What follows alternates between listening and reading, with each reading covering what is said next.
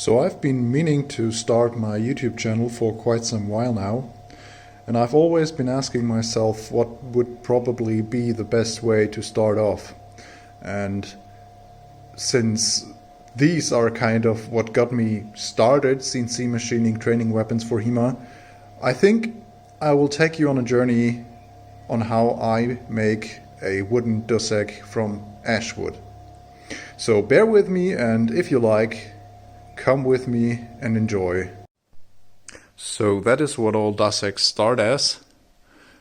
This is a big piece of raw cut ash wood. And first of all, I need to take a very close look to my wood. You see here a big branch broke off here. Over here there is a little knot. And back here I spotted a big crack that goes all the way through and ends about here. So these are parts of the wood that I can't really use. The boards I need to cut out of this are 800 by 130 millimeters, and because of these knots here I can only get one good board out of this. And the boards I need to cut are a little bit special in the way that the grain runs. So on the left here I have drawn how it must not be, and on the right here I have drawn how it should be. And the reason for this is that if I hit the Dussack from this side, the grain gets pushed into each other, and especially ash wood is ring porous, and that means that it splinters relatively fast if the grain is orientated in this way. On the other hand, if it's oriented in this way, it will not splinter and will stay strong. And yeah, basically you will have fun a long time with your Dussack. However, that means that I can't cut a board out of this portion here. I can't cut a board out of this portion here in the middle of the wood, because that's where the grain runs the perfect way, and I can't use this part of the wood because that is where the grain is standing upright in my board. Yeah, so I can basically just use a little piece of this $20 board to make a Dussack out of. After now cutting off the end piece, I can show you the grain a little bit better. So that part here is basically waist up until here. This part I can use for my Dussack, and over here this part is basically waist again. So now that my blank is cut to size, it goes onto the machine and onto this fixture. And these are handy little things back here. They are knee spanners or knee lever spanners. Basically you just turn over this lever here and this plunger comes out up front here. And there I have just a bar of aluminum that is providing the counterforce to these two, and it really holds quite secure. I'm pretty satisfied with this fixture. So I press this down, and I will need two hands for fixturing this, so we'll see us again when this board is ready and fixtured in the machine. Blank is fixtured, my tool is already touched off, and everything that remains for me to do now is to press play on my computer screen over here. It asks me to measure the tool length. I already did that. And start. Now this is the scariest part. First cut.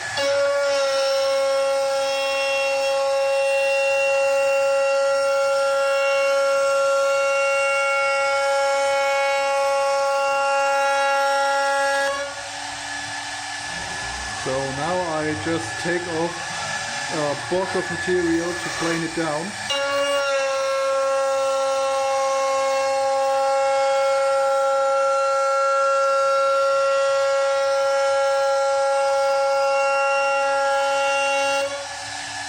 And this will take a while, so I'll see you again after this has been planed down.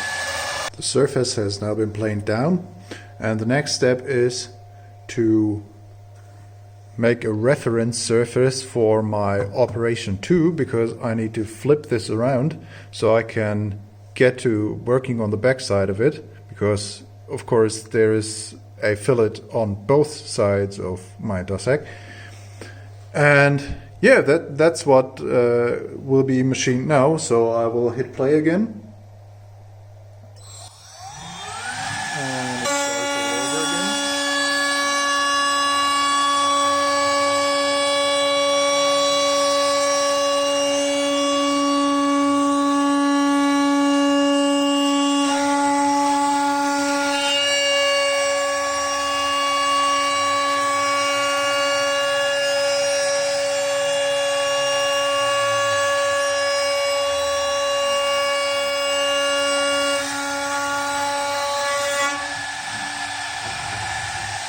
Clean up the ends.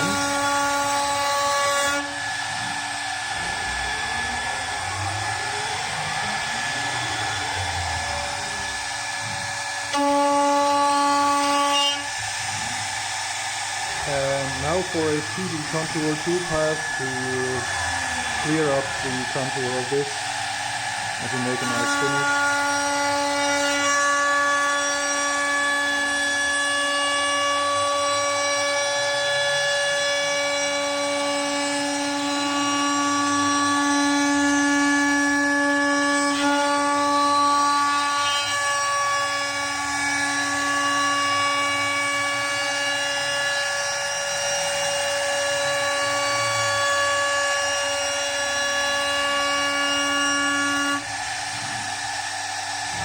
And now the handle will be cleaned out.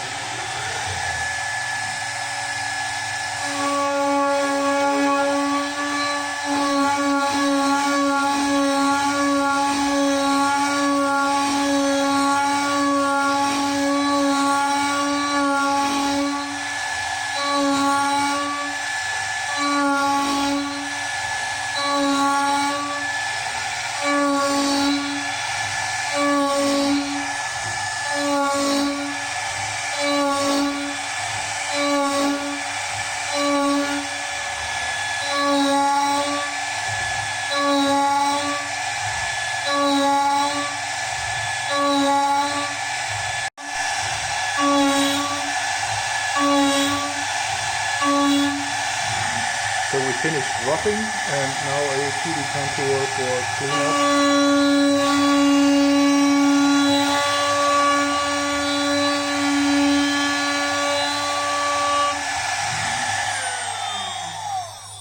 And that's it for this tool. I will change tools, and next up we'll engrave my maker's mark on the Dussack.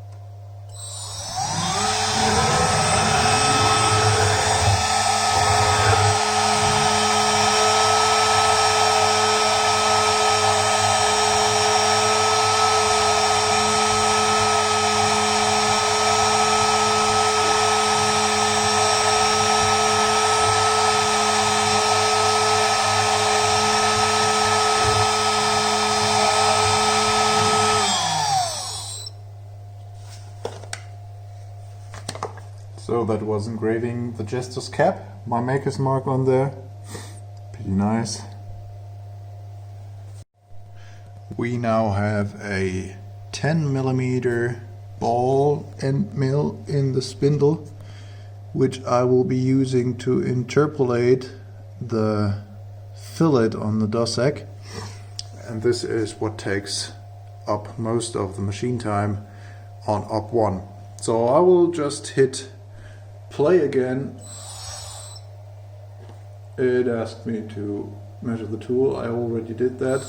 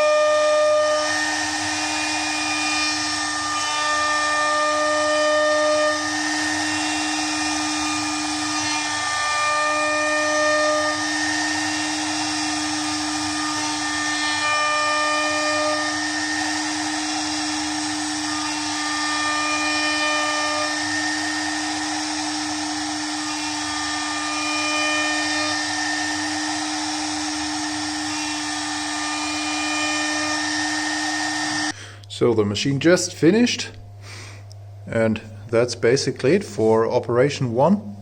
I can now unclamp this and take out the board, clean up the fixture and refixture it for operation 2. The part is now in the fixture for operation 2. It's already clamped, and down here you might be able to see what this reference is all about that I machined in the first operation. You can see here the step that I machined, and it perfectly seats down into this reference, into this datum that I created especially for this fixture. Hole for the Dussack is already machined. Now we just need to reface it off, but rest of the steps is basically all the same that we already did for operation 1.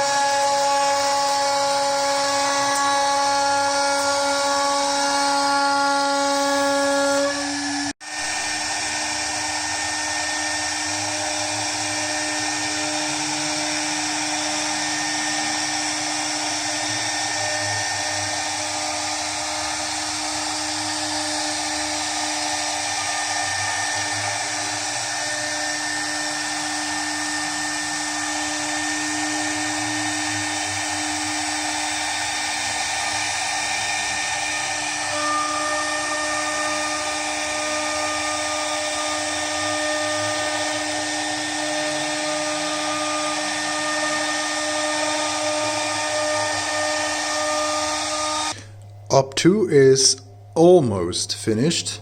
Now for the scary part, because the Dussack still seats inside this wooden cage, and this now needs to change. So I need to machine away the wood that still attaches the Dussack to its frame.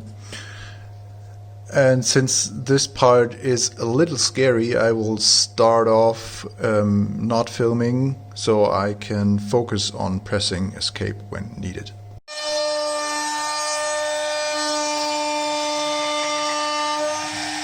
the machine is now slotting out the Dussack.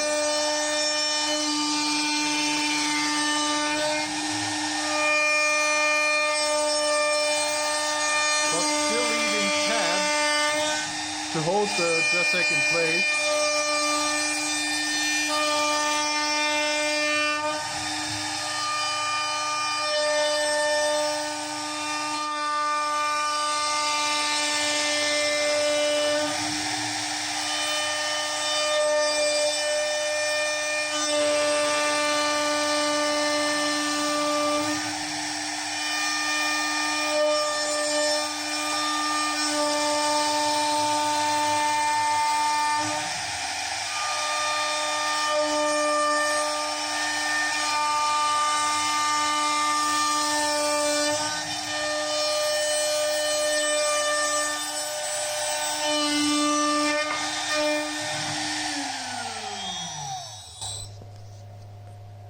And now that's it.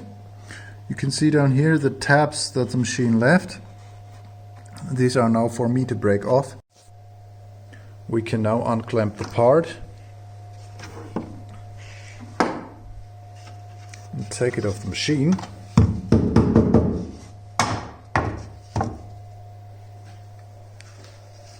And there it is. Turned out beautiful. Has my maker's mark on it. So now I need to go over to the circular saw and cut it out completely, and then over to the belt grinder to machine away those tabs that are left and to give it a more finished appearance. I thought you might enjoy breaking off the tabs, so I decided to bring you along.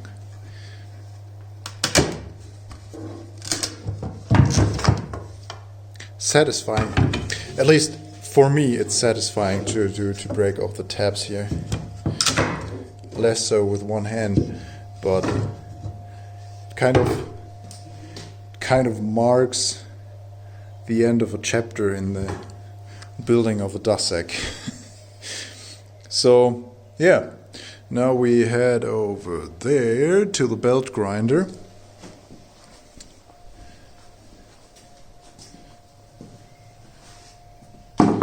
Already another Dussack that I still need to finish.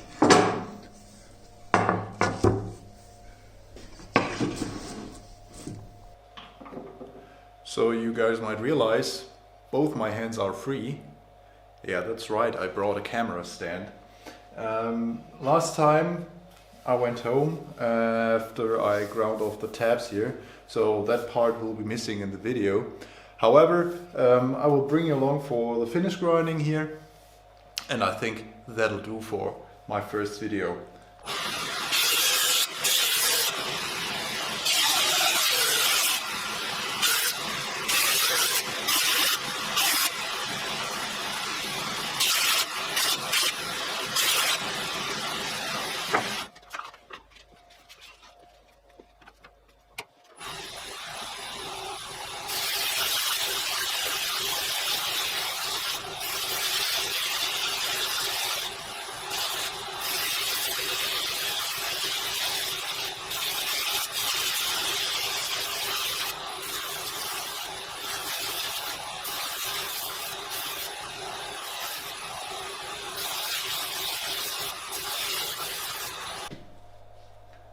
The rest of the finishing needs to be done by hand because, of course, I can't get in this hole, in this grip hole with a belt grinder.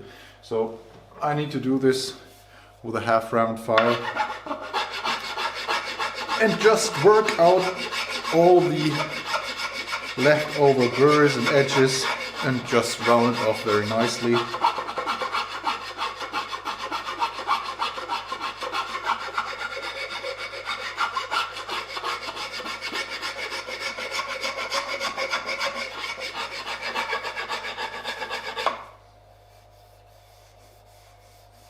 Just recheck it now and then if everything is really gone.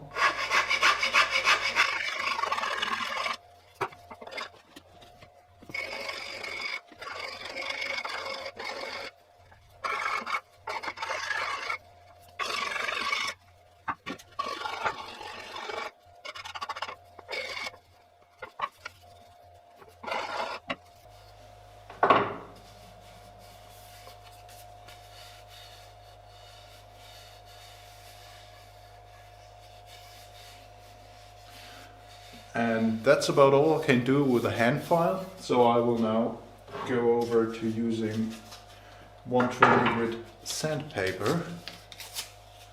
Just rip off a small piece.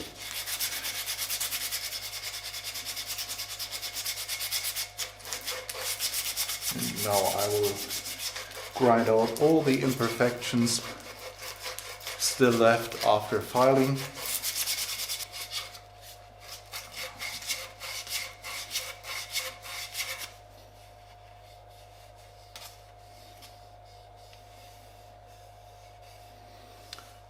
Okay, and that's it for 120 grit. And now I go over to 240 grit sandpaper, and that will be the finishing grit for this handle area.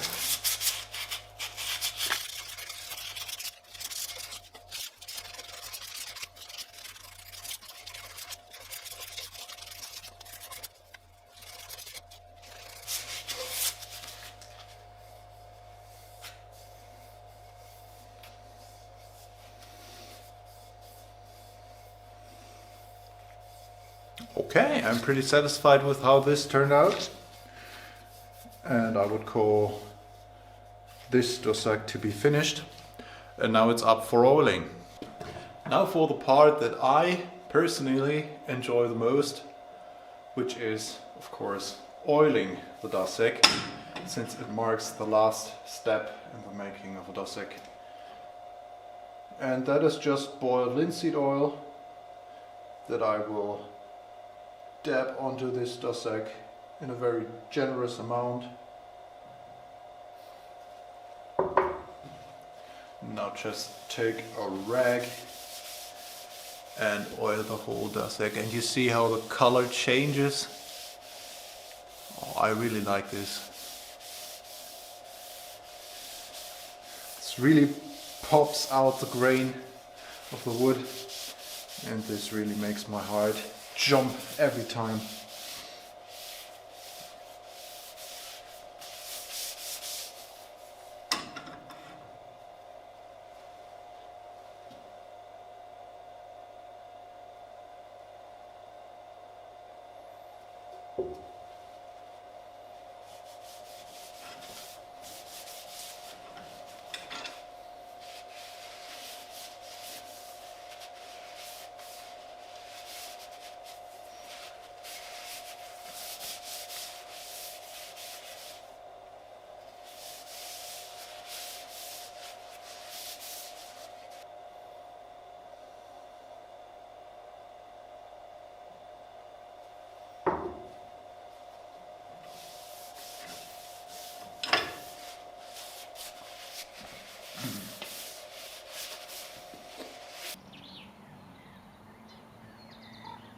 And that is what they look like when they're finished.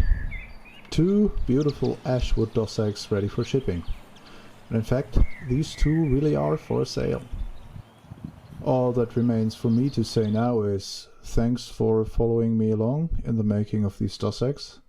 Thanks for joining me, and maybe if you liked it, give a thumbs up. And if you really liked it and want to see more of these, maybe even subscribe. I will see you next time on Jester of Blades.